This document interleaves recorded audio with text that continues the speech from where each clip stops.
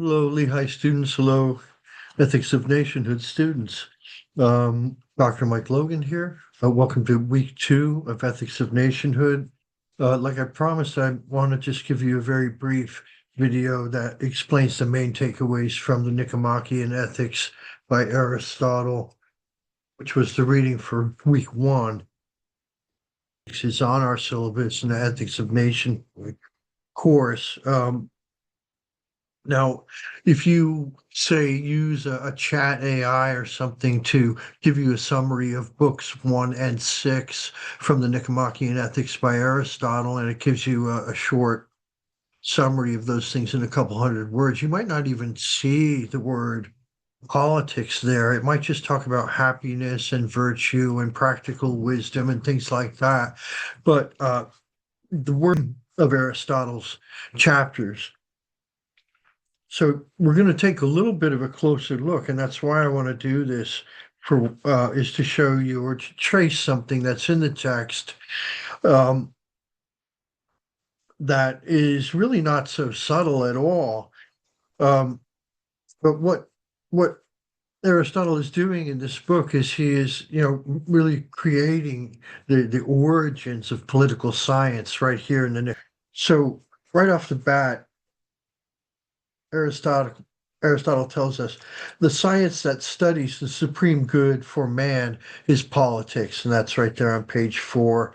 And on page 5, politics is not an exact science, and this is where he points out that um, although we do want to create a science for politics, it is of course not going to be a really precise science like physics, for example, or other sciences that are more precise. Um, and that is because it involves human beings and human choice and human will and human appetites and desires for outcomes. And it involves humanity. And so that they don't, have anything in them and keeping anybody else out of there. It's going to steal their flowers or hay or whatever. And they tend their fields very well, and they grow hay, and they have hay fields. So, and some flowers. Now, a young farmer, um,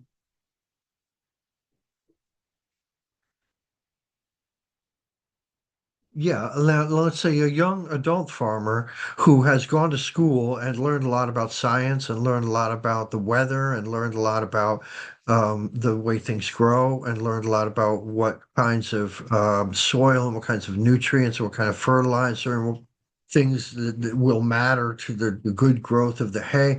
They might know a lot about how to take care of the hayfield, but um, and they might say, okay, well, we're going to grow this over here. We're going to grow these flowers over here in this part of the farm. And we're going to let these kinds of flowers grow over on this part of the farm over here. And we're going to let the hay grow over here. And we're going to concentrate on hay in this part of the farm. And we're going to relegate certain flowers to certain parts of the farm over here because the light is a little different and the sun hits the land a little bit different over there and the trees and shade and so on and so forth. And he has all these scientific and sort of biological and natural scientific reasons for his strategy. But then an older farmer might show up and take a look at the younger farmer's plans and say, well, okay, well, that's not going to work. And the reason I know that's not going to work is because if you leave those flowers over there next to that part of the woods where the trees are there, I know that the deer are going to come and eat them. And I know this because I've seen it, and I've seen it year after year, and I've seen the deer do different things at different times, but whenever the flowers are growing over there, they always get eaten by the deer. And so you're never going to have those flowers. And so if you're counting on having those flowers, it's not going to work. Your plan's not going to work. And I know this because I have the practical knowledge from experience and I can add that to my other kinds of knowledge, some of which you may have more than me. You're young, but you went to college. I didn't. I have other kinds of knowledge that I've got from my experience, and so my practical wisdom about our strategy for what is really ultimately best for this farm is going to come from me and not you. And that's just because I'm a little bit older. Now, Aristotle, I'm just using this as kind of parallel for the way Aristotle is talking about political science. He says political science is the same thing. We need um, to understand truths that are based in facts that are known because they are experienced and they are experienced over and over to the point where we truly know them as scientific facts and as political scientific knowledge. A posteriori knowledge is the kind that comes from experience, the kind that comes from years and years of experience, experiments.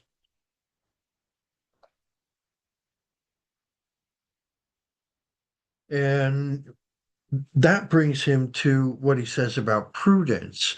And so this is what political science is really after. It's after political prudence. And so the highest virtue for a political leader, politician, is prudence. And prudence means he defines it this way as a certain kind of wisdom.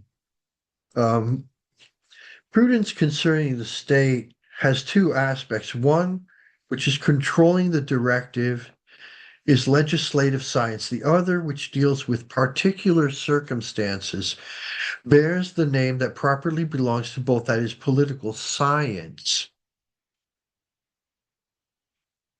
And the footnote says, in popular use, the name politics is confined to the daily administration of public affairs.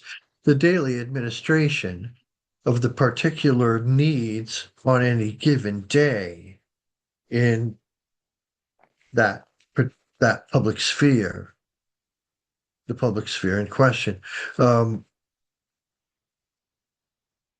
and Aristotle says that, for a mature participant in society, quote, it is impossible to secure one's own good independently of domestic and political science. You need to not only take care of your own domicile, but you need to think about and participate in what is best for the entire society.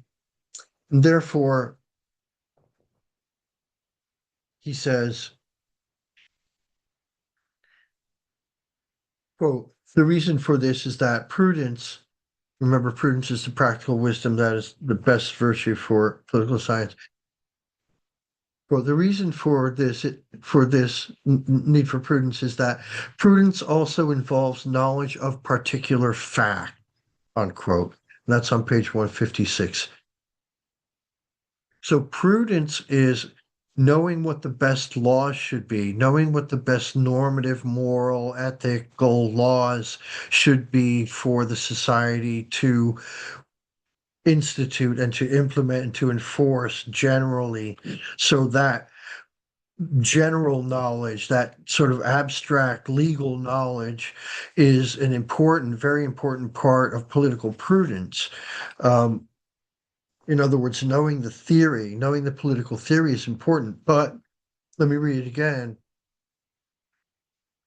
Quote, prudence also involves knowledge of particular facts, which become known from experience. And a young man is not experienced because experience takes some time to acquire, unquote. And that's the reason why the younger man is not going to have prudence like an elder statesman would have, to use the popular phrase there, the elder statesman, right? The elder statesman. Why is the elder statesman so great? Well, because he's elder. It's part of the thing is he's the elder statesman has the practical wisdom and the prudence gained from experience and the knowledge of particular fact about the political life of the society and the nation state. So particular facts pile up in one's life, and those things bring about prudence. The universals are knowable by young and old, but the old know more particulars. and that will make them more resourceful statesmen. Okay, and so that's the second big takeaway there about political prudence and its relationship to particulars, its relationship to facts, its relationship to categorical terms for really existing things in society. And so, to put it in a nutshell, the young statesman who might be a little idealistic, uh, if you will. And right, so and so it's kind of a popular cliche to think that a young person is more likely to be idealistic. Why? Because they don't know. Just to a certain degree, they don't really know what's real and what's not yet, because they haven't really seen the society in action for a long enough time yet. They might believe in some impossible dreams that an older person might kind of know from experience are in fact impossible dreams, at least as far as they know. And so without being jaded, they might just be able to say, well, it might not be, it might be best if you just listen to me when I tell you that we shouldn't waste time reaching for things that are too idealistic. We might need to temper our wisdom with some other particular facts about what we really do know and what is really existing already in the world that we already know about a posteriori. Okay, so I think I made this rather long, but I wanted to make these points really clear and make the point really clear about why we have Nicomachean ethics on the syllabus for our ethics of nationhood class. All right, so if you have any questions, please get in touch with me. The next instructor video will be about Hobbes. It'll be one from last summer. It's posted already on week 2. This one will be posted on week 1. Okay, and I'll also send it to you guys in the email. Okay, thank you. Let me know if I can help out. I hope you're having fun this summer so far, and take care, everyone. Bye.